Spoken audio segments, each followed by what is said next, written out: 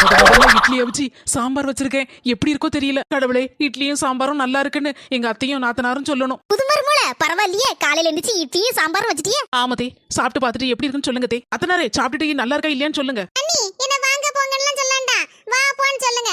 அப்பதான் நமக்குள்ள ஒரு ஃப்ரெண்ட்ஷிப் உருவாகும். அதுவும் இல்லாம நாத்தனார்னு சொல்லண்டா, நாத்துன்னு சொன்னாதான் அல்டிமேட்டா இருக்கு. ஏம்மா, இட்லியை பார்க்க அப்படியே குண்டு குண்டு குலாப் ஜாம் மாதிரி இருக்குமா? அப்படியே சாம்பாருக்குள்ள முக்கி அப்படியே மதக்க விட்டு கட கடன் வாரி குடி பாப்போம். சாப்பிடு. என்ன மருமல சாம்பார் வச்சிருக்க? சாம்பாரா இது? பச்சை தண்ணில பொடியை போட்டு கலக்கி வச்ச மாதிரி இருக்கு. உப்பு இல்ல, உரப்பு இல்ல, ஒரு மண்ணாங்கட்டி இல்ல. அம்மா, என்ன நினைச்சிட்டு இருக்க உன் மனசுல? சாம்பார் ஓரளவுக்கு பரவாயில்லாம தான் இருக்கு. உனக்கு 7 வயசாச்சு. உன் அனுபவம் கூட அவங்களுக்கு வயசு இருக்காது. இந்த நேரத்துல இப்படி குறைச்சலுதா? நான் செஞ்சா இதே மாதிரி குறைச்சலுவியா? முதல்ல புரிஞ்சு நடந்துக்கோ. போக போக எல்லாம் சரியாகும். ஒழுங்கா இட்லி திங்கின திண்ணிலன ஓடு. அண்ணி, சாம்பார் சுவையோ சுவை, சூப்பர். தேங்க்ஸ் நாத்து.